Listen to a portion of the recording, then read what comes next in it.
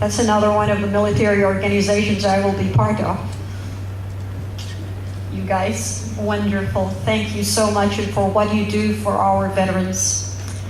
Now we have to reflect on friends because we go back to a memory lane. And this is another dear friend. I call it part of the San Diego family because Ed and Suzanne Ward have been family members of us for a long, long time. And so when I say Ed Ward, aside from all the other things that he has done with Lockheed Martin, he also was in charge, and I have there an actual Mount Soledad memorial. He was responsible for placing Ed's plaque on Mount Soledad Memorial because he was on the board. And Ed and Suzanne have been dear, dear close friends. I'd like to call on Ed Ward.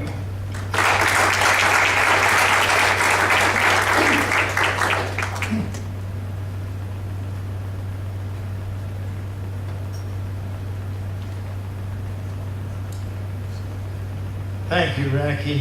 I feel terribly humble before this group. I don't think I've ever seen so much rank since I left the Army.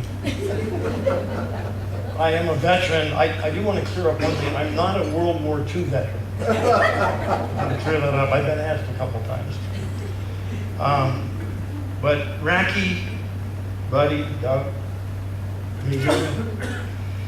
the extended family, friends, relatives, grandchildren, where are you?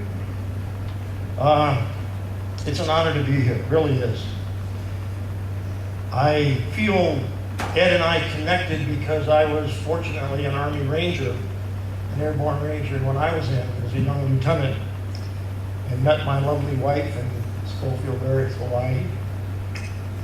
So we had a connection about Ranger tactics or guerrilla tactics, and I am sure that what I was taught in Ranger School was based on the experiences of Ed Ramsey and other famous guerrilla fighters. But I'm having a hard time remembering when we first met.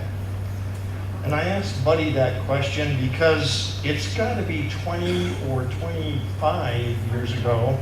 You remember, I was working for General Dynamics and we were launching satellites out of Cape Canaveral on what was called the Atlas rocket.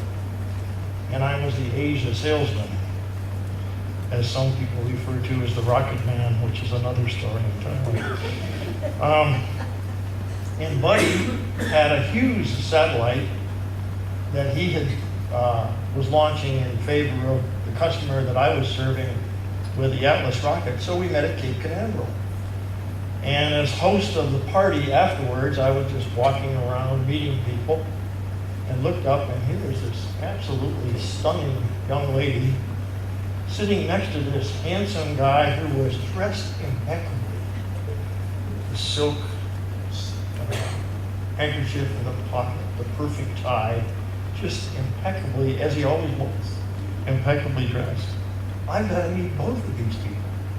So I went over, introduced myself, and we became acquainted that evening. Well, then I discovered that Admiral Levinson and his lovely wife Roz lived almost around the corner from us in La Jolla. And then I discovered that Doug was broadcasting the news, the financial news in San Diego. And of course, I already knew Buddy. And unfortunately, I didn't get to meet the dean for several years later, but we have met, so got to meet the family. And as you know already, that today, with Racky and Ed, friends are family, and they get to be more and more like family. So it's been a real pleasure, the 25 or so years. But in what year was it? I've lost it already.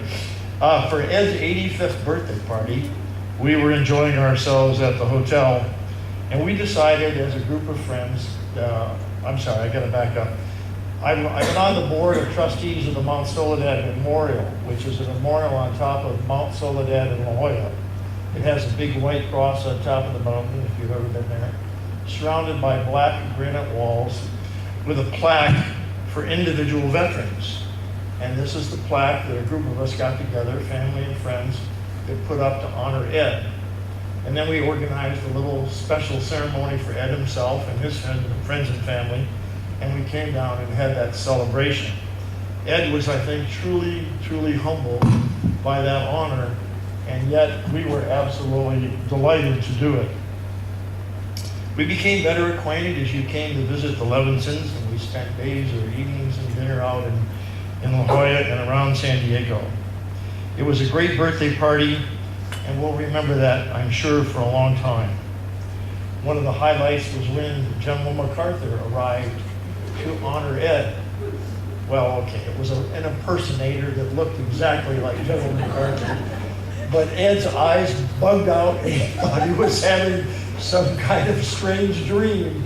And he did this, David Valley did a marvelous job as General MacArthur. It was really, really quite a surprise. Our memorial honors right now about 3,400 individual veterans with individual plaques. We've added 4 more walls to the memorial. We think it's the largest memorial outside of Washington, D.C., and we will add another 2,400 plaques. It's an interesting place. If you come to San Diego, I hope you'll contact me and I'll give you a personal tour, because we live within walking distance of the memorial. Well, when I was younger, I'd run to it. Now I just kind of walk to it. But it's a great place, and we love to show it off. I think Ed is there among some pretty good company, as I recall. He is joined on these walls by 3 presidents. He is joined by over 12 Medal of Honors, numerous generals, admirals, military of all rank. All that needs to be is someone who has served in the U.S. military, and we have both deceased and alive, so you don't need to be dead to be there. I'm there. My little plaque is up. As a young lieutenant. My wife refers to it as Ed when he was young and had a hard body. But I am there. Admiral Levinson's there. Many others are there. I think it's great to be here to honor Ed. Oh, I kind of want to note, just to attract you to the memorial. He is also surrounded by several VIPs, which are kind of interesting, because one of them is Bob Hope, and one of them is Jimmy Stewart, who spent 25 years in the Air Force and reserves, and most people didn't even know that. It was really great to put his plaque up. Glenn Miller, Cliff Robertson, Admiral Halsey, General Patton. I mean, there's a lot of good company up on that mountain. We've recognized Ed today with great honor, and I think it's certainly deserving. And everyone refers to Ed as a hero, but he never did. It was amazing how humble this man really was. Excuse me. Must be allergies. Ed would be quick to tell you, I didn't go to fight the guerrillas. I didn't even go to fight a war. I just wanted to go to Manila so I could ride horses, play polo, and dance with the ladies. And he said that several times. But he really is a hero. I think he's a hero to all of us that know his military history. But I think he's a hero to his family. His book talks about a lot of things he did, but he gave credit to his fellow soldiers. He gave credit to his guerrillas, and he really gave credit to the Filipino community that cared for him, kept him safe, and kept him alive, and let him come home. If we can honor Ed in any way, we should honor the Filipino people that took care of him. I think he'd want that. We remember him for what he did and all the deeds and accomplishments. But I think you should remember him also as a loving husband, a dedicated father, a very proud grandfather. Ed loved his family, and he was very, very clear and open about that. Racky may have held superior rank on most days, but he loved his family. He really did. So let us remember Ed, not just for what he accomplished, but the man he was and who he really was inside. We'll miss him.